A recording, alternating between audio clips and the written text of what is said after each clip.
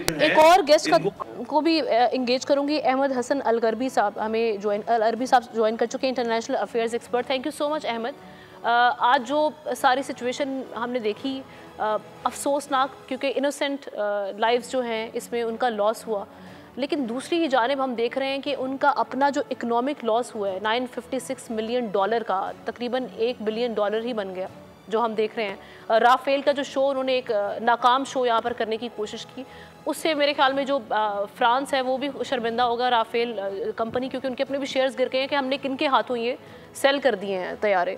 Basically अब जो सारी सिचुएशन बनी है उसमें पाकिस्तान ने बता दिया कि अब हम अपनी मर्ज़ी के वक्त और जगह का तयन करके रिस्पॉन्ड करेंगे और भारत को बताएंगे कि जब आप कौमी सलामती को ललकारेंगे तो किस तरह से रिस्पॉन्ड किया जाता है, और हम माजी में भी कर चुके हैं। अब आप आगे किस तरह से सिचुएशन को एनालाइज करें?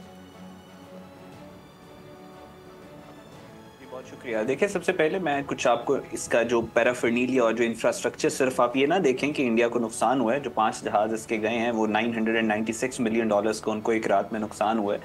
आप सिर्फ इसको ना देखें, आप ये देखें कि इसके इर्द गिर्द कितना ज़्यादा नुकसान हुआ है। कल के बाद जो फ्रेंच डिफेंस इंडस्ट्री के शेयर्स हैं वो बहुत बुरी तरह नीचे गिर गए हैं, और चाइनीज़ डिफेंस इंडस्ट्री के जो शेयर हैं आलमी मंडी में वो बहुत ऊपर चले गए।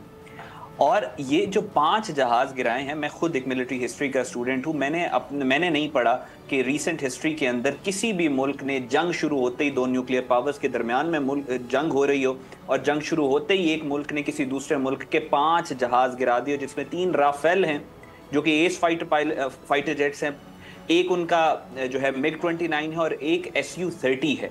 इसको गिरा दिया हो और जिसने गिराया उसको कोई नुकसान ना हुआ, हमारी एयरफोर्स को एक रत्ती बराबर भी नुकसान नहीं हुआ। सो ये एक जियोपॉलिटिकल मार्वल है, ये एक जियोपॉलिटिकल मिरेकल है। रिपोर्ट्स के मुताबिक 70 जहाज थे कल रात को इंडिया के फाइटर जेट्स थे इंडिया के अंदर, जिनका मुकाबला था पाकिस्तान, और पाकिस्तान की तरफ से 30 के करीब जेट्स थे। सो ये एक जियोपॉलिटिकल मार्वल है जो पाकिस्तान ने कल अचीव किया है with in 3 hours of the war. एक वो मुल्क जिसने दुनिया की तारीख में सबसे बड़ा कन्वेंशनल असले का इंपोर्टर है और जंगी तैयारियां कर रहे हैं पिछले 10 साल से, विद इन 3 आवर्स पाकिस्तान के पास टोटल एयर सुपीरियॉरिटी थी। सो ये एक बहुत बड़ा मोजज़ा है, इसको अगर आप जियोपॉलिटिकल टर्म्स में कहें, जो कल रात को पाकिस्तान ने अचीव किया। लेकिन ये पाकिस्तान ने अपने आप को डिफेंड किया है, एग्रेसर इंडिया था बिल्कुल, और पाकिस्तान ने अपने आप को डिफेंड किया। पाकिस्तान ने जहां से अटैक लॉन्च हुआ उन एरियाज को पाकिस्तान ने जाके हिट किया। पाकिस्तान की रिटेलिएशन एंड द रिस्पॉन्स वो अभी ड्यू है और वो होगा। ये मैं आपको क्लियरली बता रहा हूं कि पाकिस्तान विल रिटेलिएट, और जो हमारी रिटेलिएशन होगी वो उस डॉक्ट्रिन के तहत होगी जिसको कहा जाता है एस्केलेट टू डी एस्केलेट। इंशाल्लाह जब हमारी रिटेलिएशन होगी, विल मेक श्योर कि अगले आने वाले सालों तक ये इंडियंस के दिमाग में पाकिस्तान के ऊपर हमला करने का ये जो भूत सवार है, जिस तरीके से इन्होंने नीलम झेलम हाइड्रो पावर प्रोजेक्ट को इन्होंने टारगेट किया है, क्या जो हमारी रिटेलिएशन जो हम कह रहे हैं कि हम करेंगे रिस्पॉन्ड, ये सिमिलर हो सकता है? वहाँ पे भी जो डैम्स बन रहे हैं, ख़ास तौर पे पाकिस्तान की जानिब आने वाले पानी का बहाव रोकने के लिए, उनकी कंस्ट्रक्शन क्या उस जाने भी किया जा सकता है? सारा कुछ जी ये सारा कुछ वहीं से शुरू हुआ है, सारा कुछ पानी से शुरू हुआ है, सारा कुछ डैम से शुरू हुआ है, जो इन्होंने इंडस वाटर ट्रीटी और वो सब कुछ किया, शुरू सब कुछ वहीं से हुआ है। और yes, everything is on the card, अभी everything is on the table. इन्होंने हमारे शहरों को हिट किया, इन्होंने बहावलपुर को हिट किया, इन्होंने मुजफ्फराबाद को हिट किया है, इन्होंने पाकिस्तान मुरीदके को हिट किया है।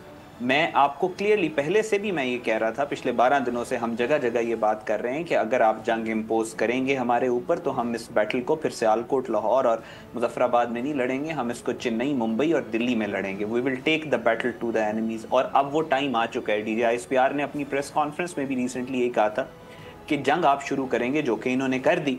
अब जंग का फेट क्या होगा वो पाकिस्तान आर्मी की तलवार डिसाइड करेगी। और अल्हम्दुलिल्लाह कल वाले वाक़ये के बाद ये जो भारतीय फौज और भारतीय एयरफोर्स है, अपने तमाम इक्विपमेंट और बैटल मशीन्स और अपने सारी अददी बर्तरी के साथ, अल्हम्दुलिल्लाह अल्लाह के फजल से आज वो पाकिस्तान आर्मी और पाकिस्तान एयरफोर्स के रहमो करम के ऊपर, और अनकरीब पाकिस्तान इनको बताएगा कि पाकिस्तान की तरफ आंख उठा के देखने वाले की आंखें किस तरह निकाली जाती। बिल्कुल ठीक है। सब्सक्राइब करें और बेल दबाएं ताकि कोई खबर रह न जाए।